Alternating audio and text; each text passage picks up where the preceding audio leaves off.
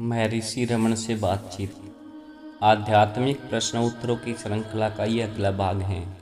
ये श्रृंखला ऐसी है जिसमें जो भी साधक हैं जो आध्यात्मिक प्रगति करना चाहते हैं उन सभी के प्रश्नों के उत्तर इस श्रृंखला के अंदर मिल जाएंगे।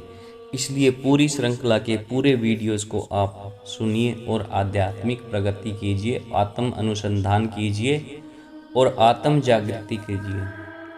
भक्त पूछते हैं, गीता का कथन है कि भ्रूमध्य में एकाग्र होकर श्वास पर संयम किया जाए तो परम अवस्था प्राप्त होती है। यह कैसे किया जाता है?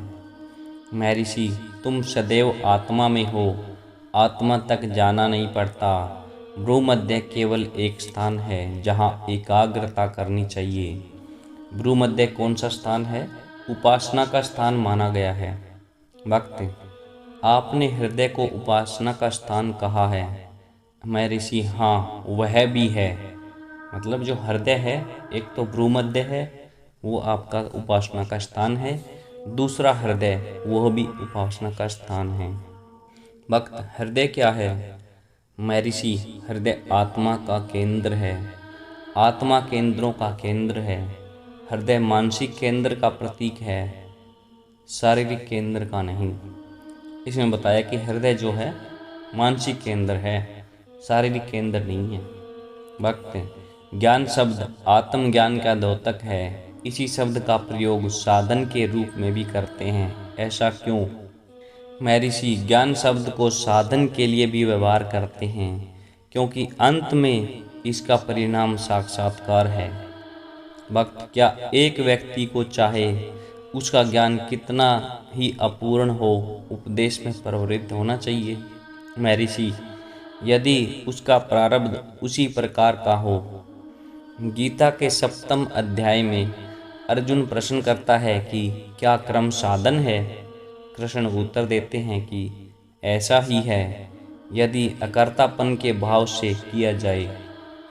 ऐसा ही उन शास्त्र सम्मत कर्मों के बारे में जानो जिन्होंने कर्म का निषेध किया है। उनके द्वारा उन्हीं कर्मों को निषिद्ध ठहराया गया है जो कर्तापन के भाव से किए जाते हैं।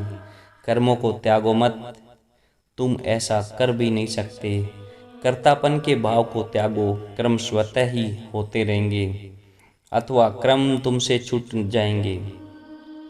यदि तुम्हारे प्रारब्ध में कर्म करना है तो वे तुमसे होंगे ही, तुम चाहो या न चाहो। यदि तुम्हारे प्रारब्ध में कर्म नहीं है तो तुम कितने ही आग्रह से उनमें प्रवृत्त होगे, वो नहीं होंगे। जनक सुख आदि अहंकार रहित होकर कर्मरत थे। यश के लिए भी कर्म किया जा सकता है तथा निस्वार्थ भाव से समाज के लाभ के लिए भी किया जा सकता है।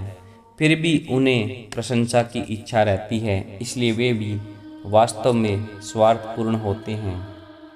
भक्त, वह एक वस्तु क्या है जिसे जानकर सारे संशय निवृत्त हो जाते हैं? महर्षि, संशयकर्ता को जान लो। यदि संशयकर्ता पकड़ में आ जाए तो संशय उत्पन्न नहीं होंगे। यहाँ संशयकर्ता के परे जाना है। फिर जब संशयकर्ता ही नहीं रहता तब संशय उदय नहीं होंगे। फिर वे कहाँ से उत्पन्न होंगे? सभी मनुष्य ज्ञानी तथा जीवन मुक्ति हैं। उन्हें केवल इस वास्तविकता का भान नहीं है। संशय को निर्मूल करना ही होगा।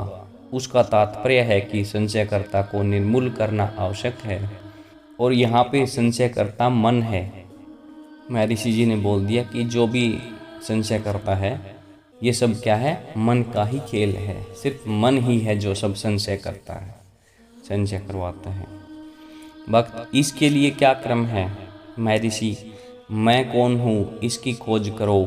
भक्त, क्या हम इसका जाप करें? महर्षि, तुम यह विचार क्यों करो कि मैं यह हूँ? खोज करने से संकल्प समाप्त हो जाएंगे।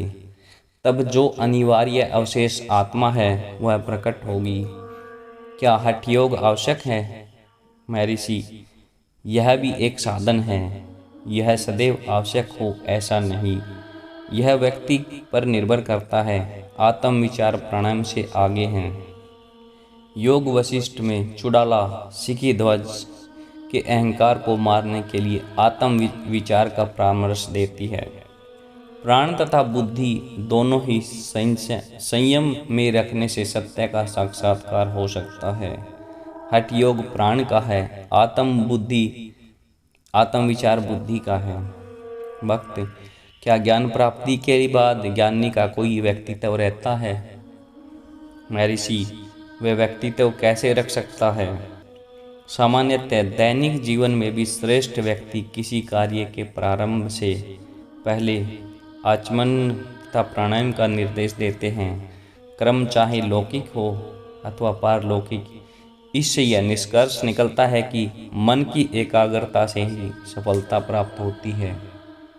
भक्त, मैं नेति नेति यह नहीं का ध्यान करता हूँ। महर्षि, नहीं, यह ध्यान नहीं है। स्रोत को खोजो, तुमको स्रोत तक पहुँचना ही है। अस्थय में देह भाव नष्ट हो जाएगा तथा सत्य में आत्म भाव की अनुभूति हो जाएगी। मैं देह भाव वास्तविक में आत्म भाव से भिन्न नहीं रह सकता। एक भक्त ने प्रश्न किया, कभी कभी चैतन्य की स्पष्ट प्रभा दिखाई देती है जिसका केंद्र सामान्य अहम से बाहर है तथा जो सबको आवेष्ठी किए हुए प्रतीत होती है। मन को दार्शनिक सिद्धांतों से अलग रखते हुए भगवान हमारा किस प्रकार से मार्गदर्शन करेंगे जिससे कि वे प्रभापुंज हमें प्रभाषित हो, हम में स्थिर रहे तथा उनकी वृद्धि हो? क्या इस प्रकार के अनुभवों के अभ्यास के लिए एकांतवास आवश्यक है?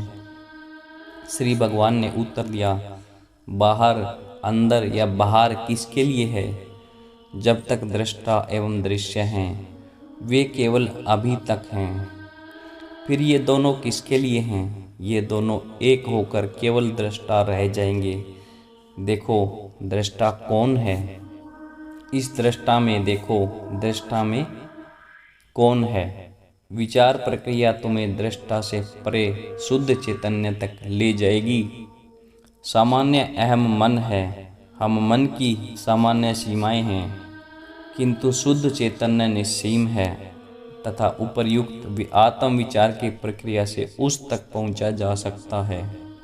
प्राप्ति आत्मा सर्वदा है। आत्म साक्षात्कार के मार्ग की बाधाओं को हटाना है, प्राप्ति को चिरस्थायी रखना है। एक बार आत्म प्राप्ति होने के पश्चात वह सदैव रहेगी, वह कभी खोती नहीं है। विस्तारित करना आत्मा का विस्तार नहीं होता, क्योंकि आत्मा न घटती है और न बढ़ती है। एकांतवास में आत्मा में स्थित रहना ही एकांत है, क्योंकि आत्मा से भिन्न कोई वस्तु नहीं है। एकांतवास के लिए एक स्थान से अन्य स्थान में जाना होता है। आत्मा से भिन्न कहीं कोई भी नहीं है। सब कुछ आत्मा होने से कहीं भी जाना असंभव है एवं असंगत है। अभ्यास करना ही आत्मा की खोज है।